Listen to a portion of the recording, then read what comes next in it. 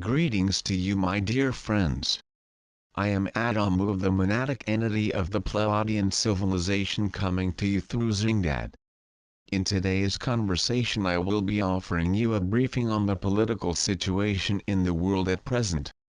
The focus of this briefing is to offer you a comprehensive understanding of the coming financial reset. Unavoidably, we will also be discussing the coming presidential elections in America. The topics under discussion are complex, and though I will attempt to be brief, this communique will be a little longer than you are used to receiving from me. I do believe it will, however, be worth your while to set the time aside to digest what I have to offer. The briefing that will follow will take some focus and attention. And not all of it will be fun or exciting to read. But it is crucial that you understand what I am about to share with you. Your future, and indeed the future of your planetary civilization, might very well depend upon it. In today's conversation I will be addressing a number of real hot-button issues. It is vital that you have the full context for what I am about to say, so I must begin with a very firm request that you please make sure that you have read the previous items in this series. Without this background you are likely to misunderstand today's content. These previous items are all conveniently collected for you at zingdad.com web link. And while we are addressing such administrative issues, I'd like to also invite you to sign up for our newsletter at zingdad.com. This will allow Zingdad to update you directly whenever he and I release new material. Now, on to the matters at hand. And what pivotal matters they are. My friends, you are right in the eye of the storm of change. Your planetary consciousness is at the most crucial stage of its development yet. And so I find it important to bring you to an understanding of the situation so that you can weather the coming storm with your courage in hand, and crucially too so that you can make the correct, fully informed choices for yourself, your life, and those who depend upon you. To begin with, I know you have noticed that your world's financial system is on the verge of collapse. Everyone knows that. And those who have created this disaster are very busy pretending as if they don't know how it got that way or how to fix it. All the while proceeding to do exactly what it takes to make it worse, while making themselves richer and all the rest of you poorer. You see, my friends, the financial system is not busy breaking. That is what they want you to believe. It was built this way. It is doing what it was created to do. And what it was created to do is to enslave you, to steal your power, and to place control of the whole world in the hands of the system's creators. But if you don't have a clear understanding of the mechanics of your monetary system, this will take a little explaining. And so I wish to offer you, right now, the very barest boiled down facts. You can consider what I am about to tell you to be a synopsis, but I do suggest you use the resources on the internet to do your own research in order to gain a deeper understanding. So here we go. The first fact is that what you have in your wallet and in your bank account is not money, it is fiat currency. Money is something with real, intrinsic value. Like a gold or silver coin. That is money. The worth of the coin is right there in the coin. The value of such a coin does not change. 1 ounce of gold is 1 ounce of gold. That is its value. Other things might change value in relation to an ounce of gold, but the gold is what it is. It is possible to create paper money. This is what is called the promissory note. I could create a piece of paper which promises that I will give the bearer of that paper, say, an ounce of gold. Then that paper is a proxy for the coin. The paper is worth 1 ounce of gold. As long as you believe me, and as long as I don't create more paper than I actually have gold to back it with, then that paper is also money. What you have in your wallet and in your bank account is not money, It is fiat currency. The word fiat means decree, an arbitrary order issued by some authority. And this is what your currency is. Your nation's financial authority essentially issues a decree to create currency. But it really has no value other than that they say it does. Its value exists only in the fact that those to whom they give this paper believe it has value. And as long as it flows from person to person and as long as that belief exists between those people, so long it appears to have value. And then only because it is possible to exchange this nonsense fabricated fiction for things that do have actual value. That's the first fact. Your currency is not money, it is a fiction created by decree by your financial authorities. The second fact is perhaps a bit more startling. Do you know who the financial authority of your nation is? If you guessed that it was your government, then you have fallen for the deception. Your currency is created when your Central Reserve Bank declares a loan from its Illuminati bank. Let's unpack that statement, shall we? There are a number of ancient bloodline families that are insanely, obscenely wealthy. Their wealth comes from banking. They have been in banking for a very, very long time. They started out being money changers. They grew wealthy by offering more promissory notes than they had gold to back it with. They also developed a system called usury, which is the basis for modern bank loans. And they slowly became wealthier than kings, popes, emperors, sultans and even whole nations. Then they became the financiers to those nations. When one country went to war with another, these bankers were called upon to finance the war. They quickly realized that financing both sides of the war was very profitable business. And then they realized that they could encourage wars with a little skullduggery, and in this way could open the taps of wealth. And so they became ever more powerful too. And all this without any risk to themselves. When the populace come with pitchforks to the palace gates, when they overthrow a despot, when guillotines and the lies of kings, the bankers live on in comfort and luxury, usually leaping into offered financial assistance to the revolutionaries in terms of loans. Do you see how it goes? And today these ancient families live in vast secluded mansions. They continue to be the wealthiest individuals on the planet by a vast margin. But they are clever enough to hide their wealth using a complex game of shells so that they are very nearly invisible to you. So these are the people to whom I refer when I say, the Illuminati. These ancient families that have been manipulating the human story from behind the scenes for the length and breadth of your recorded history. These families own top-tier banks that the Central Reserve Banks of very nearly every nation on earth come to for the annual loan that creates that nation's currency. We'll be speaking a fair bit about the American situation in today's conversation, so let us begin right now by using the USA as our example, shall we?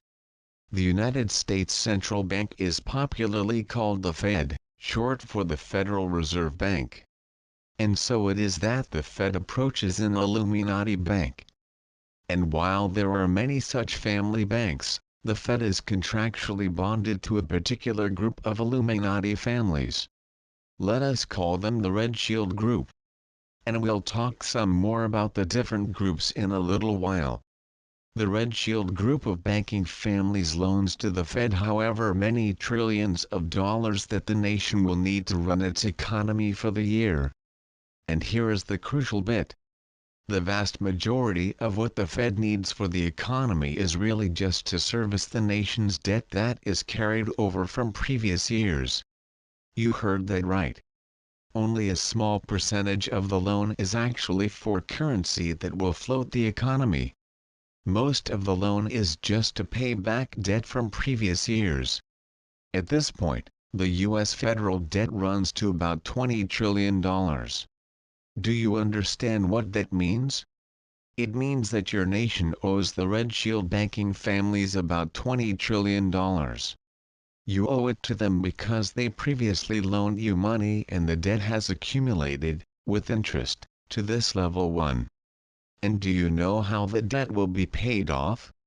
Next year, the Fed will loan more money than it did this year. That is why the debt ceiling must constantly be raised. Next year, the Fed will loan more money so that it can pay off this year's debt plus the little bit extra needed for currency to flow into the national banking system. So to answer my own question, I asked you if you know who your nation's monetary authority is. The answer is that it is the Red Shield banks. They own your money. And they own it in 2 ways. Firstly, because they create the currency that is loaned to the Fed, and secondly because they own the Fed. Did you catch that? I slipped it in there casually enough that perhaps it did not shock you. So here it is again, a little slower, this time. The Federal Reserve Bank is not owned by the nation or by the government or whatever else you might have thought. It is a private corporation owned by shareholders. And the controlling shareholders are, would you like to guess, those same Red Shield banks? It's a closely guarded secret as to who actually owns the stocks, but I can tell you that there is another game of shells used to hide the fact that the Illuminati families that own the banks, that make the loans to the Fed, also own the Fed itself. Can you begin to see how iniquitous this is? They collude with themselves to make loans out of fresh air, making up numbers as they go, and you, the people of the nation, must, by the sweat of your brow, labor to repay those loans. The vast majority of your annual taxation goes to just this, repaying that loan.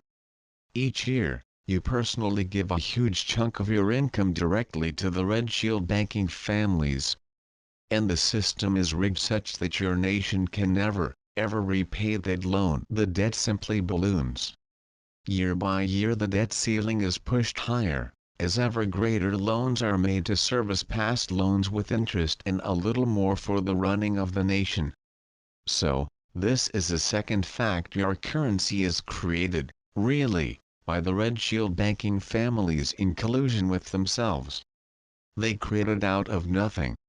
The Fed has no collateral at all to back the loan, and the Red Shield banks have no gold, silver or any other thing of value to back the currency they issue as a consequence of the loan. It's just made up, meaningless numbers sucked from their thumbs.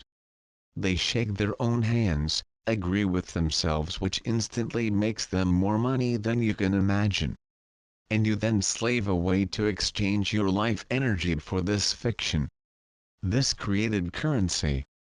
You give your time, energy, effort and creativity for this fable. And because the Fed must loan more money each year to service last year's debt, more money is created out of nothing each year. This means, directly, that the currency you are holding becomes worth less and less each year. That is called inflation. Which is a lie. Nothing is inflating. Prices are not going up. Your currency is just worth less because more currency has been created. So you get poorer each year. You put in the same effort, but the currency you are given in exchange is, over time, worth less and less. And this is actually all just a hidden tax that also makes the Illuminati families richer still. You have heard the talking heads on the news speak of quantitative easing? Well, really, this is just an acceleration of this very principle. It is a deal that they sign with themselves to produce even more currency, which accelerates the devaluation of the money in your pocket. Really, it is just an ingenious way to take value from everyone else and further enrich themselves. The third fact is that only about 10% of the currency in your wallet is created in the way outlined above. The other 90% is created by retail banks. When your salary lands in your bank account, your bank is permitted to make loans against that money. In a system called fractional reserve banking, they are allowed to loan out about 9 times as much money as they have in reserve. This would be a terribly bad idea even if what they had in reserve was real money, like gold or silver. It is an absolutely insane idea when what they have in reserve is valueless currency. But, be that as it may, that is how it works. These retail banks don't do business with the Fed, they do business with you, the citizens of the nation. And when you go to them for a loan or an overdraft, they are allowed to loan out 9 times as much currency as is in deposit with them. Which is why, when people lose faith and go to the bank en masse to make withdrawals and to close their investments, those banks can very quickly fail. Quite simply, they hold much less currency than they have loaned out. And, if their deposits quickly drop, their business model quickly implodes. But, as insane as this is the way your banking system works. Most of the currency in circulation is created out of second-tier debt between private citizens and their banks. And of course, you also pay interest on your debts, which is yet another way in which they get richer. But you, of course, are not permitted to make debt without collateral. Only the Fed is allowed to do that. And, of course, the bank doesn't need to hold anything of value to back the loan they make to you. Other than, of course, 1/10 of the value in this fiction called fiat currency. The only ones ever held to any kind of account in all of this, is you. If you don't pay back your loans exactly as stipulated, your property will be taken from you and sold. If retail banks fail, they are bailed out. Which means that the Red Shield banking system creates more fictitious currency out of thin air and gives it to these retail banks in which the Red Shield family members usually have shares, and often controlling shares so that they can continue. Which means that you, as a nation, again, owe the Red Shields yet more. So the banks can't fail. And neither can the Fed.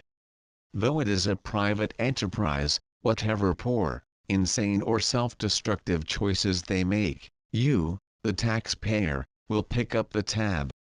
And the top-tier Red Shield banks certainly can't fail either. They just make currency out of nothing and reap the ever-ballooning rewards, no matter what happens. Only the citizens of the nation can fail. Only the citizens can have their assets confiscated. Only citizen-owned businesses can be declared bankrupt. Are you angry yet? Perhaps you have heard a quote by a famous man of your world named Henry Ford. He said, "It is well enough that people of the nation do not understand our banking and monetary system, for if they did, I believe there would be a revolution before tomorrow morning." If you feel your anger rising, I'd like to caution you, this is how they win. Either you know nothing and they control your life through your ignorance, or you become informed and they control you through your rage. But there is a third path. A path I am inviting you to walk. Upon this path, you become informed, but do not allow anger to pull you from your center. And then you connect with the divine within and begin to create something better. Not out of a desire for revenge or retribution, but out of a genuine desire to see the greatest good made manifest. And we will be talking a great deal more about this in following conversations, but there is more you need to hear and understand first. Right now, I am simply lovingly encouraging you not to give yourself over to anger, as this takes you out of your power. And so, let us continue to understand the situation. The fourth fact is that, the Illuminati bankers are not one planet-wide organization. It is merely for convenience that I use this word, Illuminati. There is no single organization that conforms to that name. There are many families who each have their national and regional assets. Some of these families form alliances and group together. The Red Shields are one such alliance that control, by and large, the USA and Western Europe. There are other alliances that control other parts of the world. There is, for example, an alliance that I will call the Gold Group. I call them that because they have maintained a firm belief that it was a mistake to float the world's financial system free from the gold standard. They always said that it would cause exactly the kinds of problems we are now seeing. The gold team's power base was originally ancient Byzantium. Now, largely, it is Russia and Russia's satellite nations. There is also what I will call the Jade Group, which, really, is one ancient family that has always considered China to be its domain. There are others, but in the interests of simplicity and clarity we will focus on these three main players in today's briefing. And the reason it is important for you to know this fourth fact, is that you need to understand that these teams are playing against you. From their perspective, you are simply pawns on their game board. Game pieces that they use to play against one another. They vie for power, for control over the world. And you must understand that they have ancient scriptures that date back to ancient Sumerian and Babylonian times which promise them dominion over the earth and all men. These are not the same scriptures as you might ever see. These are stories dating back from when these families were the priest class that served certain extraterrestrial masters. They were given all manner of secret teachings that gave them a massive advantage over all others. This very banking system that you now see in operation was invented as a means of dominion over others in the Orion system.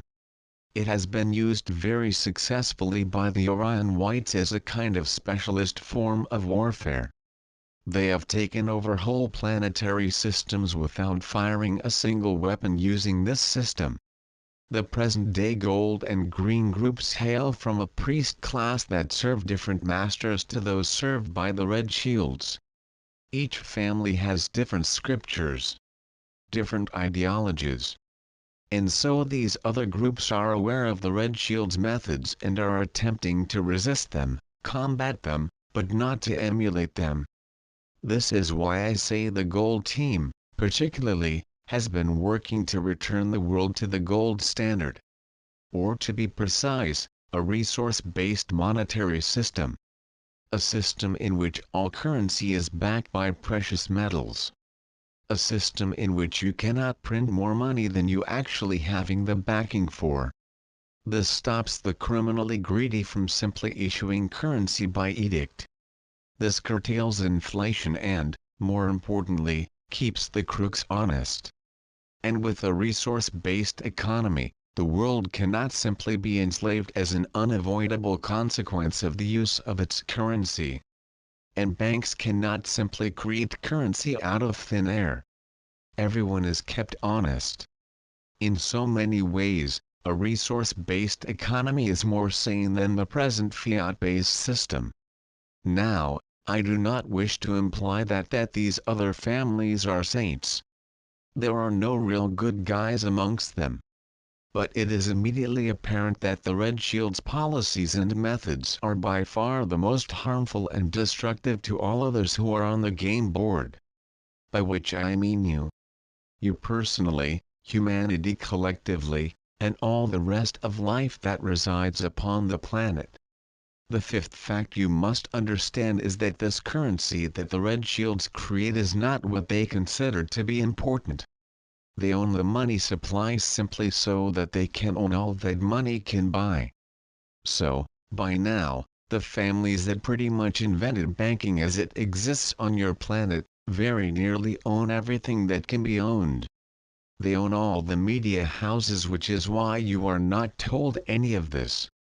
The mainstream media, as it is often called, is the wholly owned propaganda wing of the banking families. And through it, they try and mostly succeed to control all sides of every debate. They own all the largest manufacturing enterprises, which is why these businesses no longer serve you by creating jobs and by stimulating the economy. They serve their masters' interests only. They own the pharmaceutical houses that create the medicines that doctors are taught to prescribe.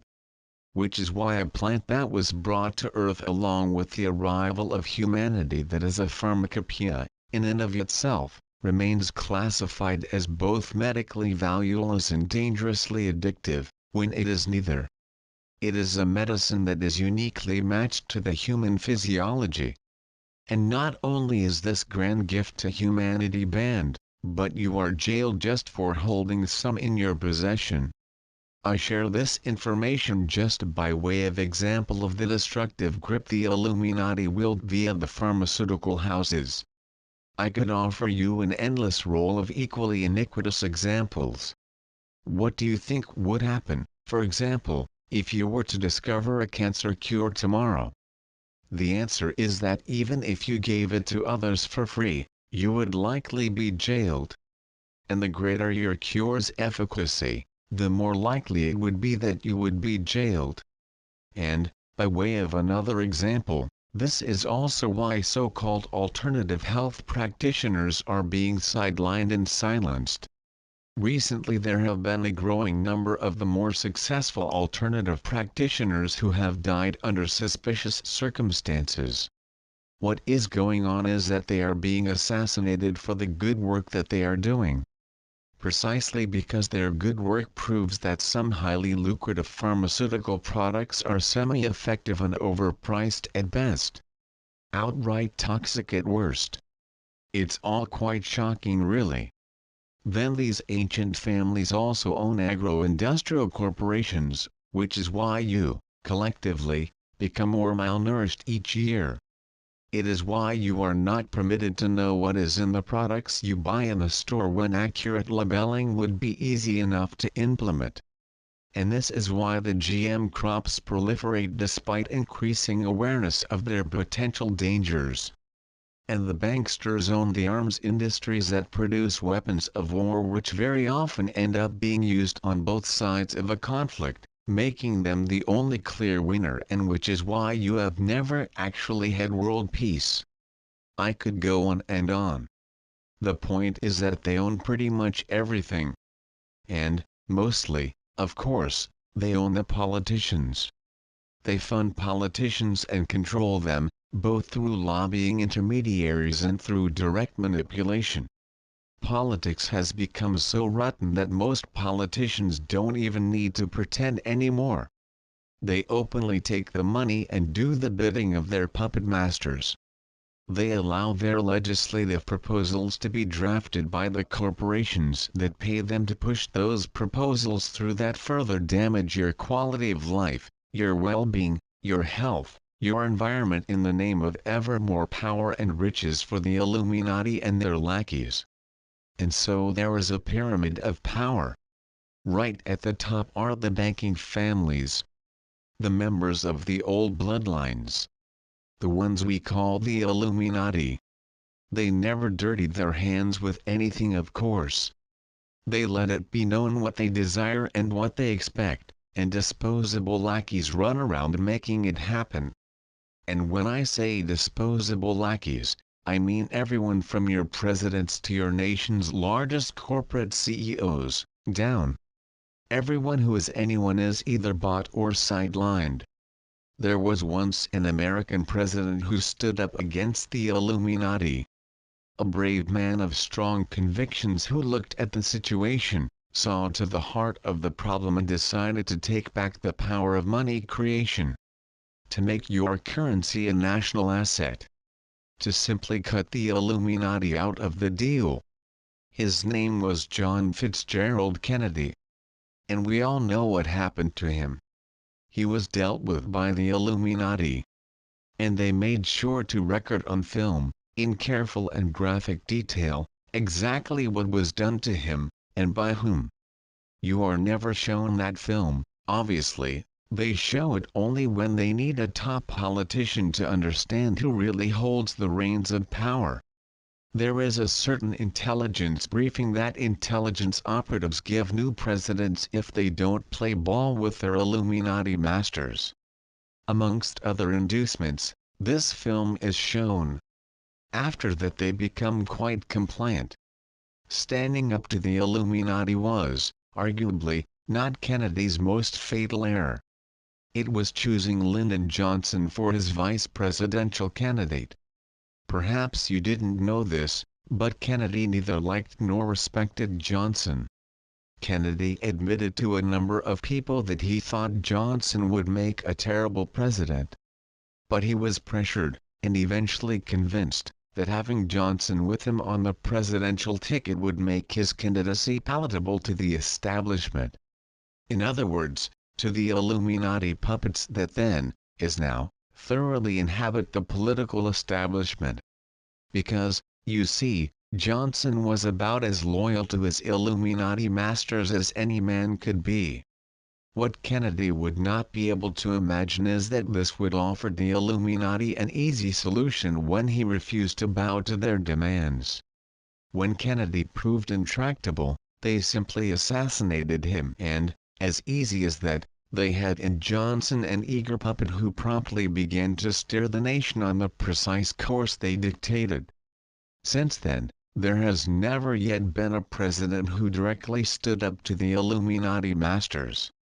And if you disagree or disbelieve me, simply look at what has been done under each president.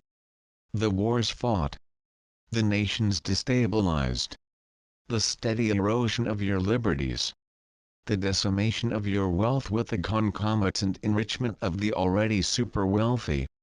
The toadying to corporations. The repeated attempts to degrade your nation's constitution. And so on and so forth. The evidence is plain for all to see. Your political establishment, right from the president down, has not, for a very long time, served the people. It has served the Illuminati puppet masters. Just take a look at the long list of billionaires that eagerly supported each of these presidents, both vocally and financially. And then ask yourself, what is the likelihood that the same policies that make these obscenely wealthy individuals happy are also going to be good for the average salary-earning, tax-paying individual? And, if serving the super-wealthy is good for you, why does the income gap grow and grow at such an alarming rate? Why are normal working-class people getting more and more poor while the super-wealthy just become more obscenely wealthy? Clearly what is good for them is not good for you too. And every president since Kennedy has certainly served them. Now, I am not saying that these presidents were all bad people. I am not saying that some of them did not start out with great intentions and high ideals. I'm not even saying that some of them did not start out wishing to serve the light. I very much do believe that some of them did. It's simply not so easy to judge them for their choices when you understand that each of these men received the same, so-called, intelligence briefing. Each of them understood cooperate or pay the ultimate price. It's also not so easy to judge them when you understand the intense and unrelenting pressure each of them would be under from their advisors, the other politicians that surround them, the so-called intelligence apparatus and so on. Everyone they came into contact with would all be pushing them in the same direction. Cooperate. Do as you are told. Play ball. And then there is the threat of elimination if they don't. And then, if they do, there is the promise of a lavish life of great comfort, luxury and ultimate status when they step down afterwards. All of this adds up to a pretty compelling proposition. Could you stand up to that kind of pressure? And of course it isn't just the American leadership that resides under the Illuminati thumb. When some other nation of the world decides to do away with this Illuminati banking system, what do you think happens? Does the name Muammar Gaddafi ring a bell? Do you know why he was really deposed and killed? Because he was a bad man who was unkind to his people? That's what your Illuminati-owned press told you. They sold it to you as an act of liberation for the people of Libya. Well, that's not even nearly the truth. Gaddafi was no saint. But he was generally well loved by most of his people, and there was much that he was doing that was quite good.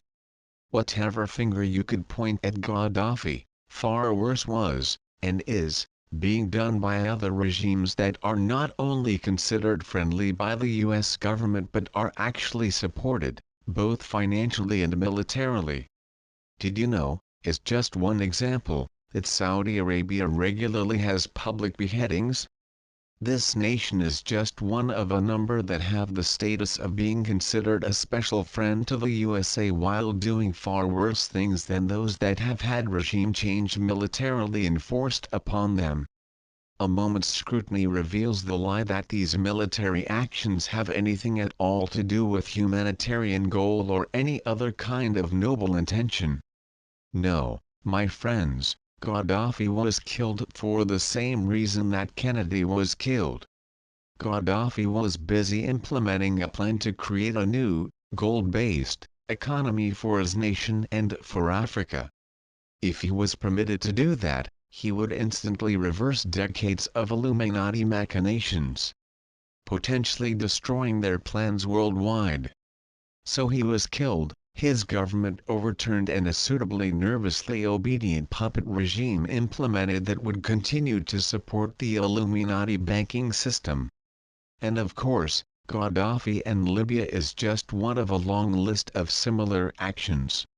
Many nations of the world have been turned inside out with rebellions and insurrections, with assassination and financial implosion so that the Illuminati banking system could continue to proliferate all over the world. By way of example, do you want to guess what was really going on with the 9/11 attack on the 3 World Trade Center buildings? Did that not lead to you directly thereafter going to war with a slew of Middle Eastern nations? My friends, this had nothing to do with halting terrorism. There was no terrorism that was not first manufactured for exactly the purpose of riling you up, of manipulating you into a state of once again being willing to place your sons and daughters in direct harm's way to serve Red Shield interests. You were psychologically abused into believing that these wars were for a noble and just cause. But they were not. They were nothing more or less than bringing about changes in these foreign nations' banking systems or, alternately, about changing the ownership of those banking systems. And yes, it is true, the greedy puppet masters have greedy minions who are always happy to allow for the death and suffering of untold numbers of humans to gain free access to oil or some other easy windfall. They are even happy to have American soldiers die for this. They would in fact directly poison those same servicemen and women for a little cash. Which has directly happened on numerous occasions too. But that is another can of worms that we won't open today. My friends, what I wish to convey is that the list of evil deeds perpetrated upon your world in the name of Illuminati banking is very, very long. By a very wide margin it is the greatest cause of misery, destruction, bloodshed and evil upon the earth in modern times. But things were not always like this. There was a time when the American currency was backed with real value. There was a time when the paper money in your wallet could be redeemed for gold. Perhaps my American friends know this, but the noble and righteous principles your nation was founded upon were essentially about ensuring your freedom from tyranny of every kind. And the newly invented American dollar was backed by precious metals and there was no Illuminati banking system in place. As a result, there was no need for any income tax at all. When the USA fought for, and declared, independence, what your forefathers were declaring independence from was tyranny in all its forms. Most of all the tyranny of a financial system that unfairly enriched the few at the expense of the many. And this act of defiance enraged the old Red Shield families who, until then, had operated on the premise that those whom they considered to be lesser men would always bend their knees before them. Kings, emperors and popes came to them to finance their wars and their projects. Such was their power. They believed that they were the true power behind every throne of every nation which was then under their sway. And now suddenly an upstart colony belonging to one of their nations unceremoniously declared them irrelevant and tossed them out. They were incensed and they swore revenge upon the newly formed United States of America. It might have taken them some time, but they have certainly had that revenge. Over time, with many little maneuvers such as buying out politicians, manipulating public opinion, creating wars, stock market crashes and similar disasters, and then manipulating public opinion on the best way to protect against future disasters, they managed to slowly inveigle themselves back into owning America. Which they now do. As they expanded their control, they reinstated taxation and, at the same time, created the Fed. Since these two things go hand in hand. At first they printed gold-backed money and then later they replaced that with the present system of fiat currency and fractional reserve banking.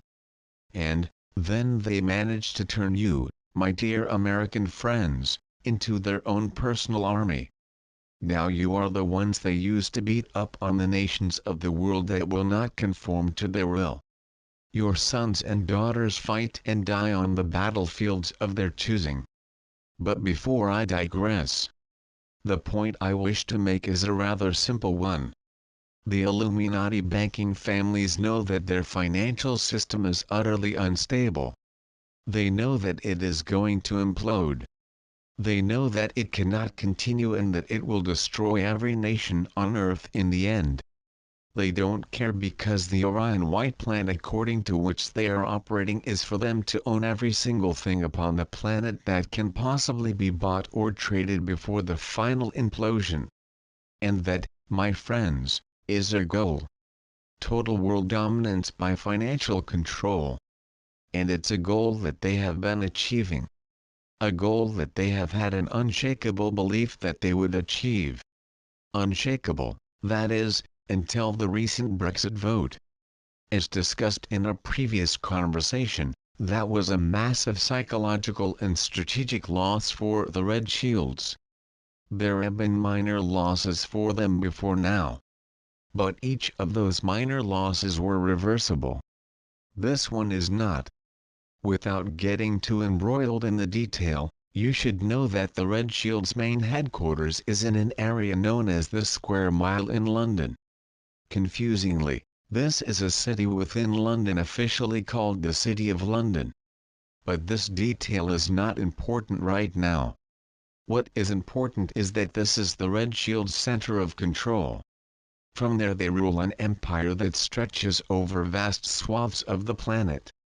They have gained dominion over much of Europe and a variety of other nations around the world, including the USA, of course. So perhaps you can see why the people of Britain voting to exit the EU and refusing to do as expected is more than just an embarrassment. It is a real challenge to the smooth execution of their plans. And it emboldens their opposition.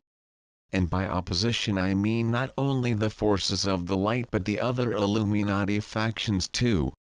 As a result of the egregiously destructive way in which the Red Shields have played their hand collapsing governments and destroying nations, they have driven their opposing teams into each other's arms. An unexpected alliance between the Gold and Jade teams is right now being forged. You'll notice Russia and China are suddenly playing nicely together. You'll notice them, for example, doing more drills together and supporting each other politically. These are the kinds of obvious signs of what is going on behind the scenes at the topmost level of the ancient families. But these things are less important than the financial game. Alternative world finance systems are being built together by the Gold and Jade teams too. Other smaller families are being sold on their importance and are joining this alternative banking system. The Red Shield's dominance is being seriously challenged in this, the most important area. And when the time is right, the plan is to seg the world's finances back to a resource-based system. This would once again make gold the fundamental monetary unit. Other precious metals would be valued in terms of gold. And all money would then be valued in terms of a direct relationship with these metals. This would bring stability and order back to the financial world.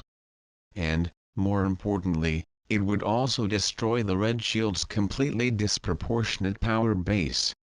So, obviously, the Red Shields are resisting these moves at every turn.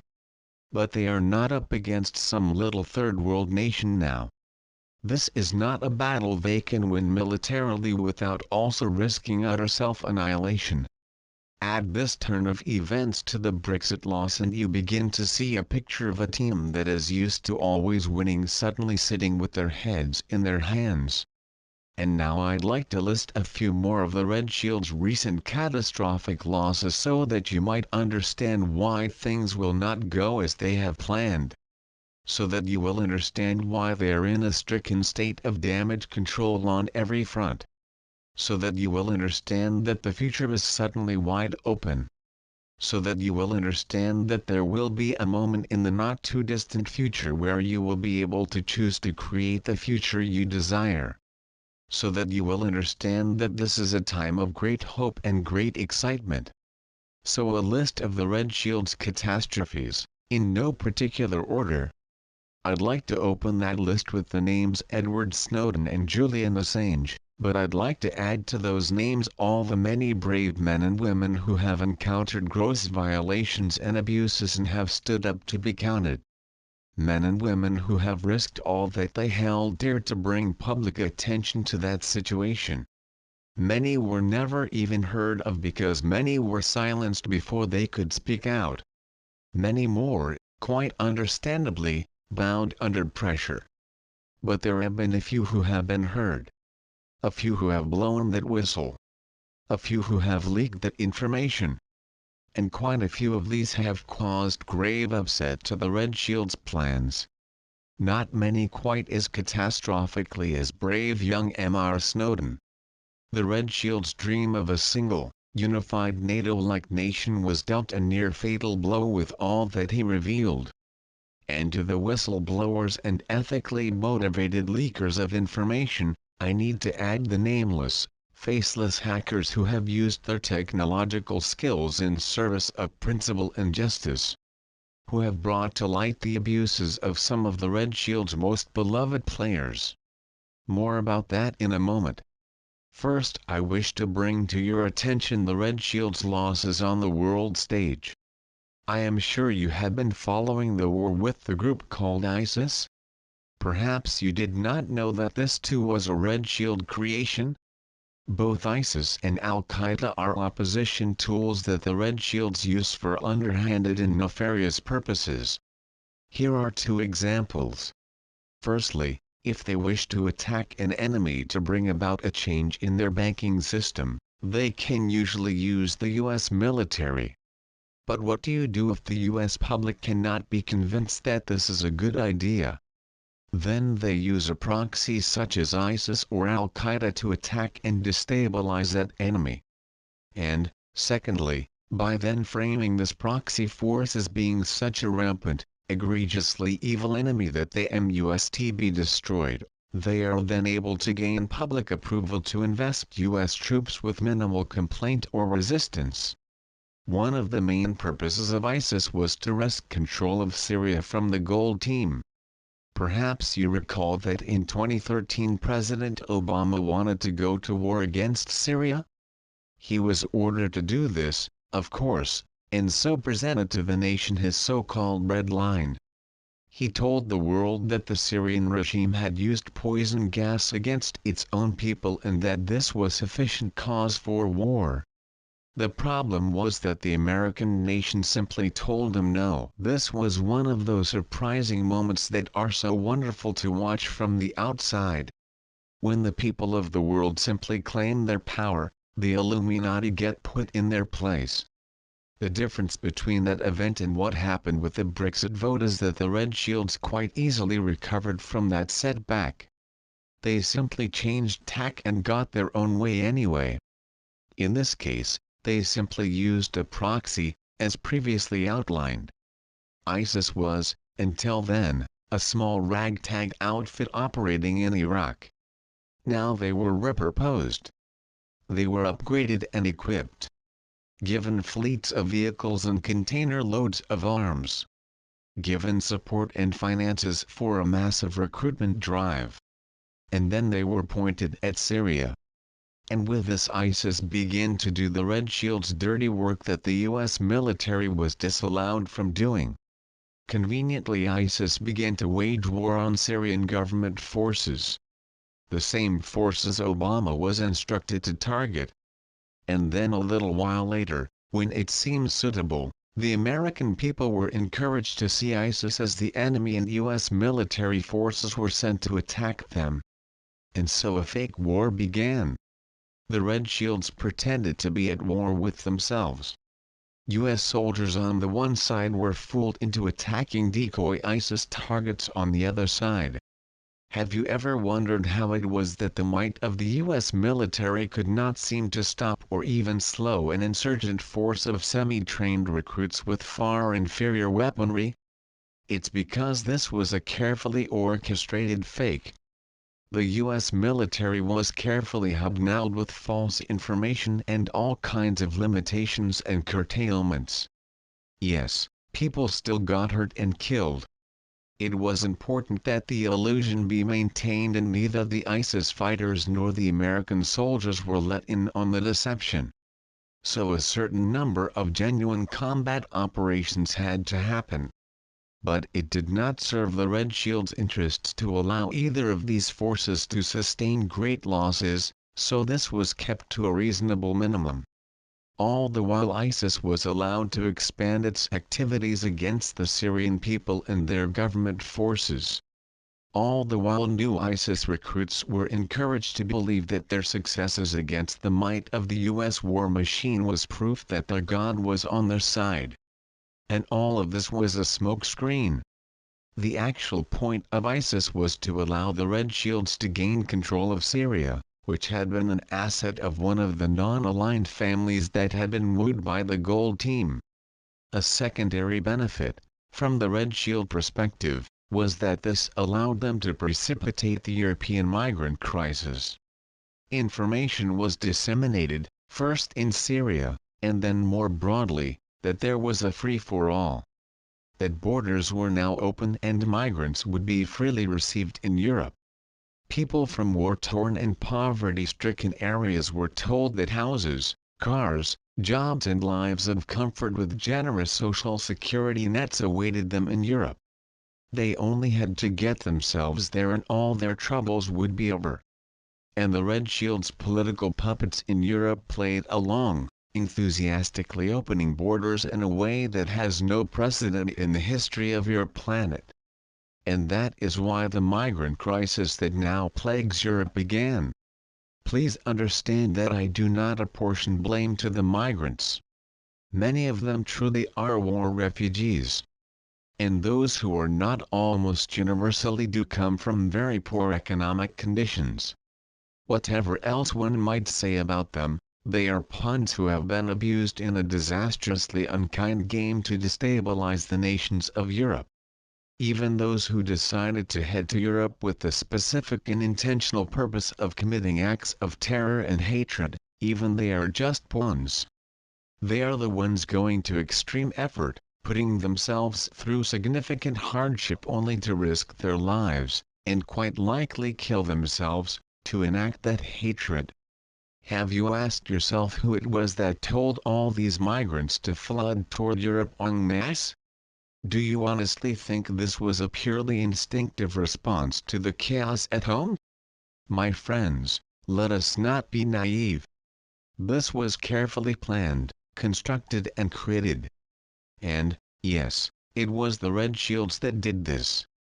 The Red Shield's strategy is to fill Europe with these migrants and then to spark incidents that will cause outrage between the migrants and the residents. It's not hard to do. The cultural, socio-economic and religious divides between the two peoples offers rich opportunity for exactly that. Add a little heat and a little friction and you very quickly have an explosion. The plan was to use this to cause a civil war to rage across Europe. A classic element of the Illuminati playbook is to create a disaster and then offer their own solution to that disaster. In this case they planned to offer a neat solution. It will seem so obvious. The only obvious answer will be to create a European defense force. A single army composed of the armies of the European nations that will report to the EU Politburo. And this army's first task will be to quell the violence, enforce the peace and to bring stability. And with that, the old European borders will finally become a matter of history and formality. The Red Shields will have finally gained control of Europe. One nation. One currency. One supreme government that is neither elected nor responsible to the people of Europe. With one military to enforce their will. It was a masterful plan. Evil, certainly, but brilliant. And this is busy backfiring upon them. First there is the Brexit vote. A disaster from their perspective. And then the people of Europe are simply not playing ball as they were supposed to do. Too many of them are becoming less tolerant and more nationalistic. They are beginning to insist upon the return of national borders. Certain nations are refusing to take refugees at all. There is greater ideological fragmentation of Europe now than any time in the last few decades. And, as new elections are held, it becomes ever more apparent that this entire gambit has been an absolute disaster for the Red Shields. And the bad news does not end for them. The Gold Team have, in the meantime, begun to take the Syrian situation in hand. Instead of allowing the fake war against ISIS to continue, they have prosecuted a real war against them. And suddenly ISIS does not appear to be the indomitable foe you were led to believe. When Russian forces attack, ISIS collapses. And so the war in Syria is being won by the Gold Team and, as things now stand, no regime change will happen.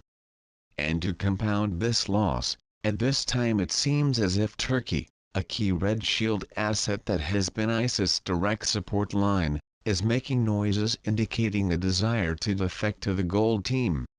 And you must also have heard of the Transatlantic Trade and Investment Partnership TTIP?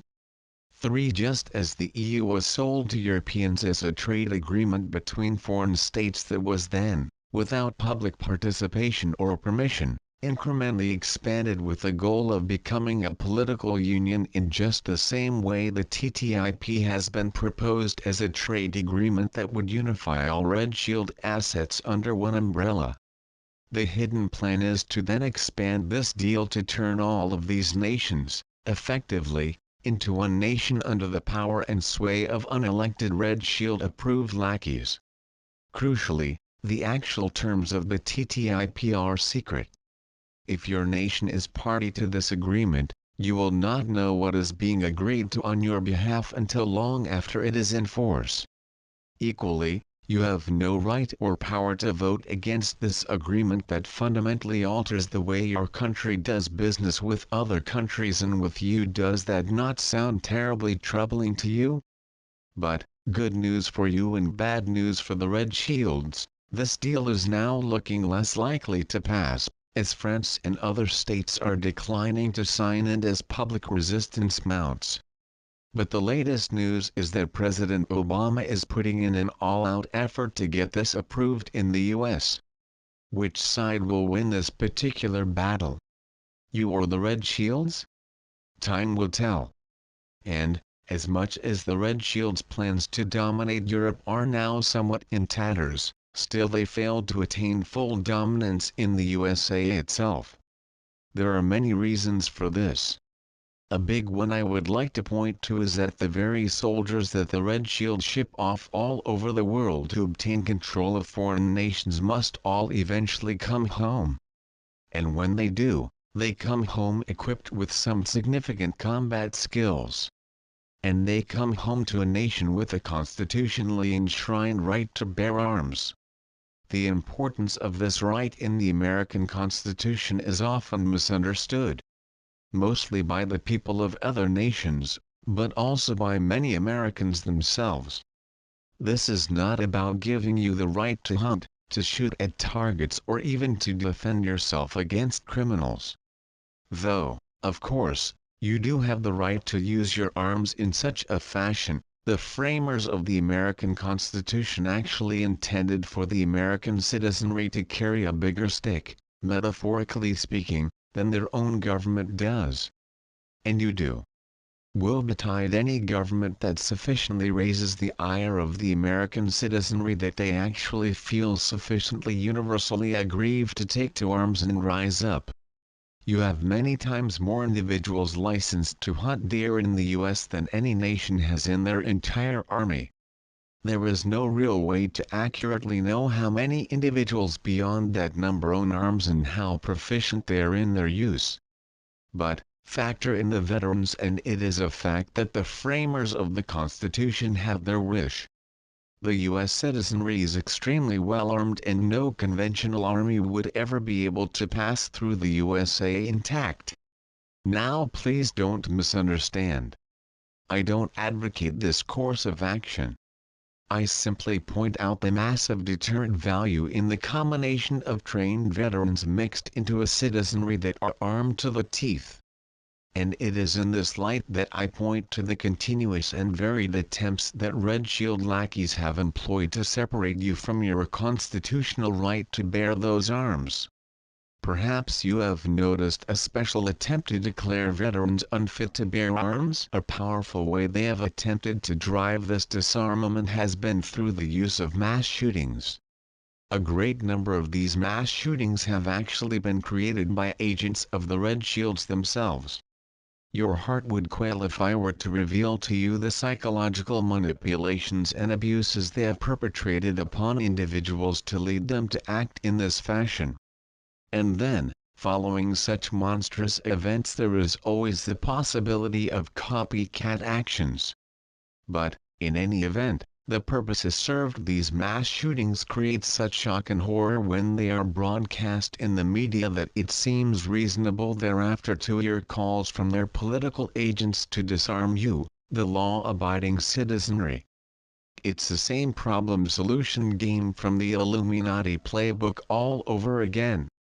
At this point these attempts have been a massive backfiring failure. Each call for disarmament yields a weapons buying spree. Each attempt to control, limit and curtail the right, which the Constitution says shall not be infringed, is stubbornly resisted. And it becomes clear that the very thing that the Red Shield most fears in the USA, which is the eviction of their agents via a modern equivalent of the Boston Tea Party, would be precipitated by an attempt to forcibly disarm you. It's a bit of a stalemate. And if you keep them in stalemate you begin to win the game because time, as I shall soon explain, is not on their side. So, my friends, I am painting a picture for you of the situation the Red Shields have created for themselves.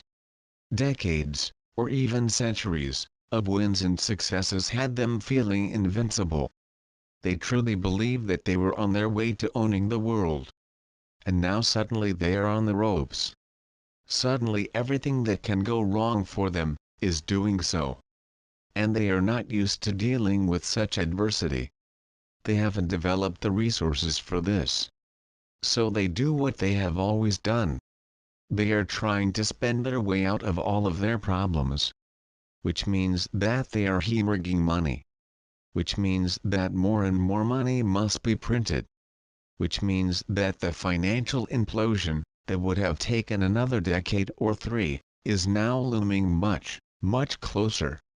Which means, that when the crunch comes, they will not own the world. Not only have they not destroyed the other teams but indeed the other teams are gaining ground and actually have an alternate economic system waiting in the wings, ready to be implemented when the fiat financial system shows itself to be what it is: valueless, meaningless numbers. And then there is the piece de resistance. I'd really love to give you a full briefing on the situation with the American elections, but I really do not wish, in any way, to influence you in your voting choices. So I will preface this discussion by saying that, were I a voter in the US, I would not vote. I would not consider the present system to be anything approaching an inclusive democracy. it is an oligarchy.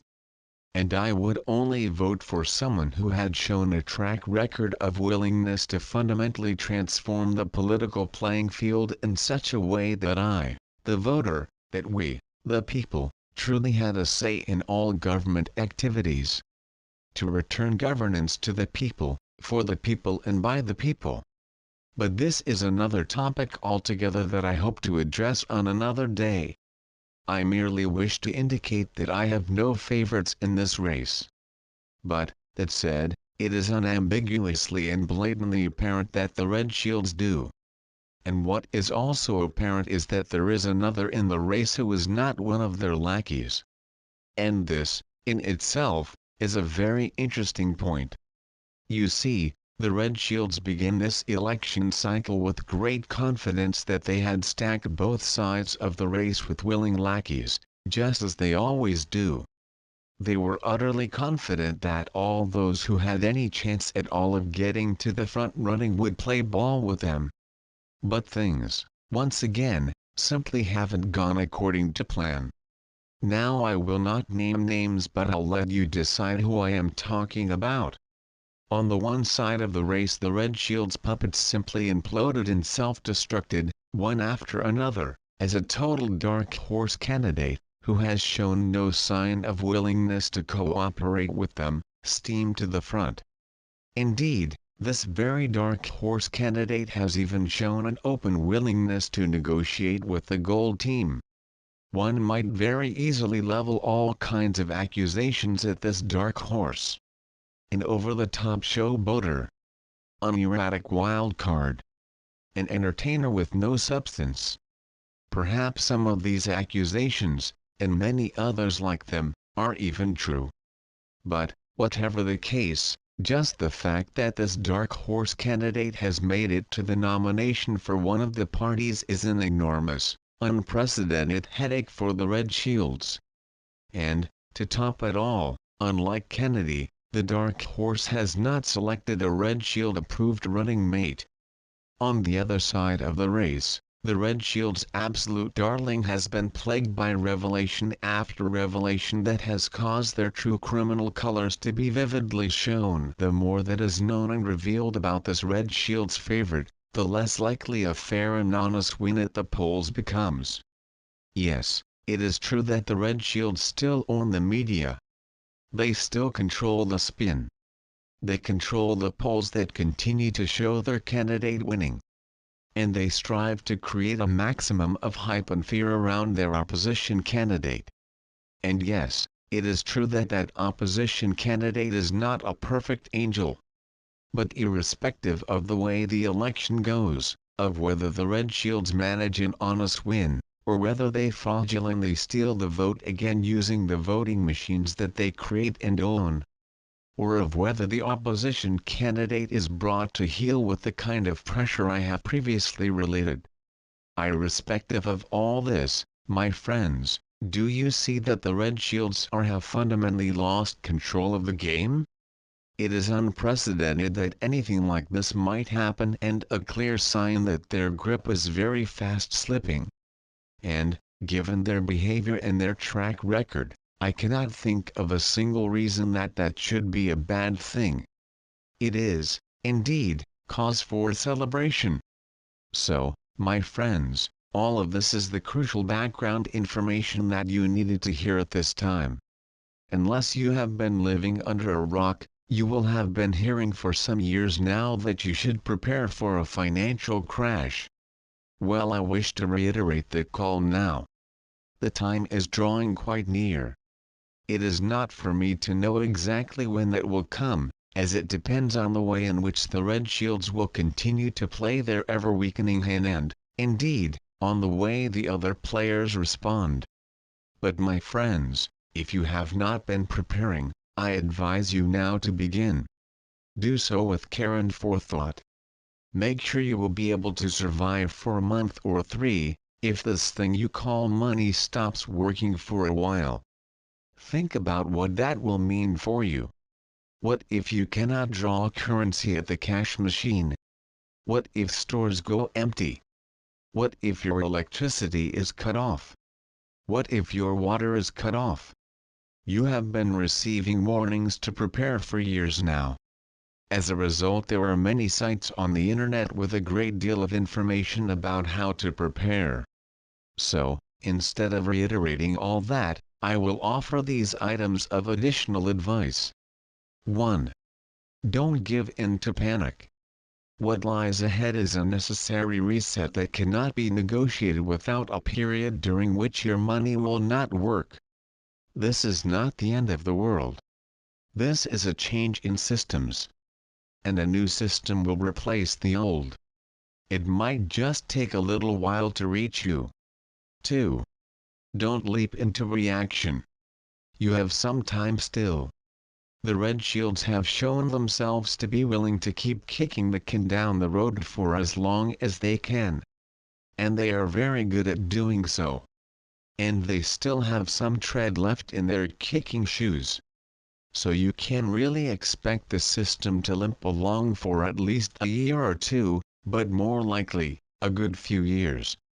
And if you keep your eyes open, you will be able to see signs of imminent collapse. Most notably, watch the big banks. The Illuminati protect their own, most precious, banks at all costs. That's why banks get bailed out when all other businesses are allowed to go bankrupt. When they can no longer protect the banks and the banks actually start closing, then you are in the final stretch. But don't wait for that to happen before you begin preparations. That will be too late. Begin to prepare now and finalize your preparations when banks begin to collapse. 3. Don't allow fear to drive your decisions now. Think and plan the way you might for a family camping trip, for example. Think in terms of provisioning your household for a period of self-reliance. And you don't need to rush out and spend a fortune either. If you stock up on foodstuffs, for example, make sure that you regularly eat from those stocks and, in careful rotation, add to your stocks so that they never expire. 4. Think about what you will really need. You can do without all kinds of things in a pinch. What you cannot do without is water, food, warmth and shelter. Make sure you have those things in place. Everything else can be figured out. 5. Don't forget community. In times of trouble, humanity's strength lies in community. You don't need to get all of your neighbors to prepare with you. But you do need to know who, around you, you can rely on. And if you don't feel there is anyone around you that you can trust, where can you go, in an emergency, where you are surrounded by reliable individuals? Plan for how you might make this happen, if needed. 6. Don't be rash. You might think it doesn't matter what you do with your money if it's going to fail anyway, but we don't know when and how this will happen. You can find yourself in a whole lot of trouble between now and then if you, for example, create reckless debt. Rather eliminate your debt, if you can, and gain the peace of mind that comes with that freedom. 7. If you have fiat currency to invest and you are of a mind to take investment advice from a space alien on the internet, ironic smile, then I would recommend purchasing physical precious metals. No matter what comes, there is no future scenario in which precious metals cannot later be translated back into cash or goods. My friends, there are no guarantees about what will happen in your near future. But the more prepared you are, the less traumatic you will find it. And if you can move yourself out of fear about what may come, you might be able to see the wonderful opportunity that life is about to present you with. You see, chaos is life's way of allowing for change. And the greater the chaos, the greater the possible change. The Red Shields have been very hard at work implementing their dream for a new world order in which there is one world united under their rule. The key word there, order, is the means by which they disallow change. The means by which they remain in total control of every step of proceedings. Well, when their order falls into chaos, then, Suddenly, marvelous change becomes possible. Then suddenly you are free to create a vast range of possible outcomes for yourself and your world. And this opens a new topic for conversation. One I wish to address with you next. Today I have spoken about the situation in the most worldly of terms. When I next speak to you, I will speak from a very much more spiritual perspective. I will explain to you how this reset is really a wonderful opportunity for you to create what your soul most desires for your world and for your reality. And then I will tell you, in specific detail, what you will then be able to do to bring that reality into fruition. My friends, some parts of today's conversation might have been a bit difficult for you to hear. But please believe me when I say, with every ounce of conviction of my being, what is happening is a necessary and good change. But it will not come about without some modicum of hardship. But with just a little preparation you will pass through that time of hardship with the minimum disruption. And that time of hardship is actually the most magnificent opportunity in all of time. This truly is not something to fear. It is something to be prepared for, something to understand, something to work with, and something from which you might reap the most unimaginably wonderful rewards if you are but willing. I have so much more to say about this, and this is where I will resume this conversation next time we meet. Until then, I leave you with a reminder to remain connected to your own divine guidance which you find in your own heart. Be strong, be courageous, and be true. But mostly, be love.